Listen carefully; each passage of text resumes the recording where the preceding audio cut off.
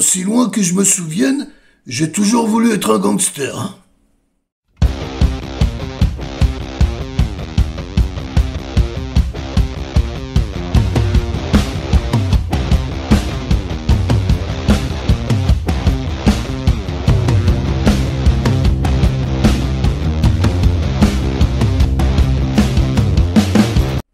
Salut les cinéphages, c'est Merej, et aujourd'hui, événement, on vient parler de Tulsa King, la toute première série avec Sly dans le rôle principal, une série showrunnée et écrite par Taylor Sheridan, et c'est vraiment pas un manchot, jugez plutôt, scénariste de Comancheria, de la série Yellowstone, de Sicario par exemple, réalisateur de Wind River, c'est vraiment, voilà, quelqu'un qui a énormément de talent. Et l'épisode est réalisé par Allen Coulter, le pilote dont je vais vous parler aujourd'hui. Allen Coulter, c'est un réal qui a, entre autres, il a fait beaucoup de choses, mais dirigé beaucoup d'épisodes des Sopranos. Et donc voilà, on est avec des gens de talent quand même. Donc il y a Sly, il y a voilà une petite ambiance Soprano, et Taylor Sheridan aux manettes, Paramount+, donc qui sera disponible en France le 1er décembre. Ça fait plaisir. Encore un service de streaming, vous me direz, ouais, mais là, c'est Paramount quand même. Donc franchement, j'avais super hâte de m'y confronter. Et donc, ce qui est excitant pour le spectateur, je trouve, c'est qu'il s'agit d'une série télé. Et en bon fan de Stallone, on n'a jamais vu ça. On va donc lui écrire un rôle sur la longueur, un rôle qui s'annonce comme ça, un petit peu plus sombre que d'habitude. Et le premier épisode est validé. Je vous l'annonce, j'ai pris un panard d'enfer. Et du coup, qu'est-ce que ça nous raconte, Tulsa King? Eh bien, l'histoire de Dwight Manfredi, incarné par Sylvester Stallone, extrêmement charismatique dans le rôle. Il est un petit peu plus bourru que d'habitude. En plus, il vieillit, on le voit même un peu traîner la papate comme ça. Il est ultra imposant et il s'exprime avec une voix comme ça, un petit peu caverneuse. Plus que d'habitude, on sent qu'il a du mal à articuler. C'est marrant, quoi. Il y a vraiment un travail de fait, je trouve, sur la vieillesse du personnage. Je vais pas vous spoiler, mais on en parle clairement dans le film.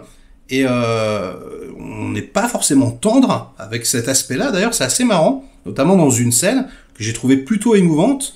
Et du coup, ouais, on sent quoi que le mec était, c'est un peu comme Stallone, quoi. Il était, voilà, au top niveau avant. Et là, il est un peu sur la pente descendante. En gros, il a passé 25 ans en prison pour protéger le parrain de la mafia new-yorkaise. Il a passé toutes ces années à lire des livres et à écrire de mauvais poèmes, c'est ce qu'il dit. Et quand il sort, il s'attend à une sorte de petite fête, quoi. Il s'attend à ce qu'on le remercie, à ce que peut-être on lui confie quelque chose, une place dans l'organisation assez importante, etc. Et en fait, il se retrouve avec des gens qui font un peu la gueule, qui ont quelque part peur de lui, qui n'ont surtout plus besoin de cette vieille carcasse, et lui disent écoute mon petit vieux, on va t'éjecter de New York, ici il n'y a plus rien pour toi, tu vas aller à Tulsa. Donc Tulsa c'est la campagne, quoi, on va dire ça, il n'y a rien, il n'y a pas de criminalité, etc. Et on lui dit on te donne une ville, elle est à toi. Et lui il prend ça au pied de la lettre. Et donc on se retrouve dans quelque chose d'assez drôle, d'assez grinçant également, c'est-à-dire qu'il a tous ses réflexes de mafieux, et en fait dans un environnement qui n'en a pas forcément besoin. Donc je vous donne un exemple, il arrête sa bagnole devant, vous savez, des boutiques maintenant qui vendent de la weed, mais de la weed médicinale. Il rentre dedans, il met la pression au mec, il dit allez ouvre-moi ton coffre-fort, ouvre-moi ton coffre-fort. Et donc, il y a $1 million dedans, puis il prend juste 20% de la somme, et il lui dit, écoute, maintenant, on est partenaires, maintenant, c'est moi le boss, donc, continue ton petit business, et puis, pour ta protection, je prends 20%. Et le mec en face, il lui dit, mais en fait, j'ai pas besoin de protection, il y a personne ici. Il y a pas de mafieux, il y a pas de gangsters, il y a pas de gang, il y a pas de cambriolage, il y a rien. Et du coup, c'est très très drôle, on est dans quelque chose comme ça. Et Stallone, il s'en fout, quoi. Stallone, il a ses réflexes, ping, il y va, quoi. Il veut devenir le king de Tulsa. Il va imposer sa carrure, son statut. Dès que quelqu'un n'est pas d'accord avec lui, il sort 1 tonne de bifton. Puis après, on l'appelle le boss. C'est vraiment très très marrant.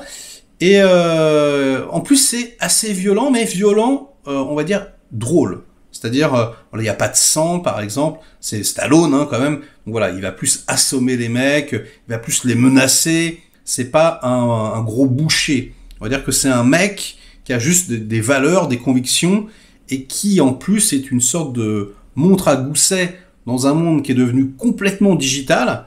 Et donc, il pète les plombs, hein. On le voit au début, il regarde par la fenêtre, là, dans le New York. Alors, New York est shooté en 1,85 d'ailleurs, où voilà, il y a les trottinettes électriques sur le côté. Lui, il comprend pas ce qui se passe, il sait même pas qu'il y a des iPhones, enfin bref, il est complètement largué. Et quand il arrive à Tulsa, on passe en scope. C'est très à la mode, hein, de changer de format, mais ça fait toujours son petit effet. Et donc on se retrouve dans quelque chose de beaucoup plus ample, hein, de beaucoup plus, on va dire, sauvage au niveau du cadre. Hein. C'est pour les grands espaces, voilà, ce genre de cadre, en tout cas en général, en tout cas à l'origine. Et on suit ce personnage avec délectation. Moi j'avais un peu peur, alors on verra par la suite, hein, mais que Stallone soit là en guest, entre guillemets. C'est-à-dire que énormément de personnages s'articulent autour de lui, mais que finalement on s'y intéresse plus ou moins. Alors que non, c'est pas du tout le cas, hein, soyez rassurés, c'est Stallone. Je veux dire, si on parle de Soprano, par exemple, hein, c'est Tony Soprano, il est là, et il est de quasi toutes les scènes. Là c'est pareil, hein, Stallone, il est tout le temps dans le cadre, il est dans toutes les scènes, il est ultra magnétique, et en plus c'est, pour nous, hein, fans de Stallone, c'est hyper émouvant de le voir dans un rôle comme ça. C'est très particulier dans sa film, on l'a jamais vu jouer comme ça.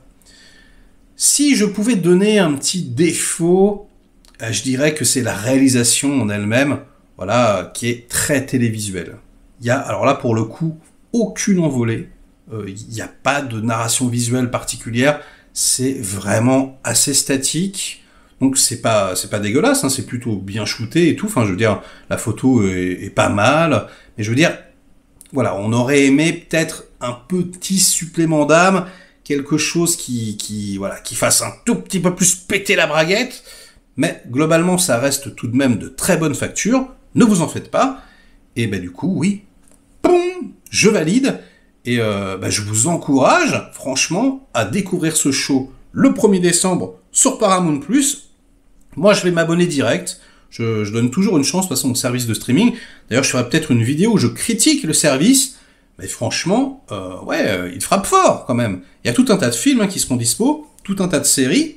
Et si toutes leurs futures productions télévisuelles sont de cette qualité, il faudra s'abonner à Paramount+, encore un service de streaming, mais jusqu'où on va aller, et surtout combien on va dépenser par mois. Hein. Ce mois-ci, j'ai 400 balles entre le PSN, les jeux vidéo, le truc, le téléphone, on n'en sort plus.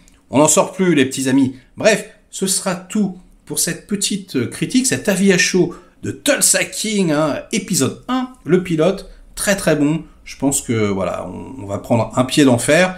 Parlons-en dans les commentaires. Quand vous aurez vu l'épisode, likez cette vidéo si elle vous a diverti un minimum, délikez-la sinon. Inondez-moi donc de commentaires comme d'habitude pour faire marcher le petit robot YouTube. Et nous on se retrouve très vite pour de prochaines aventures. Ciao!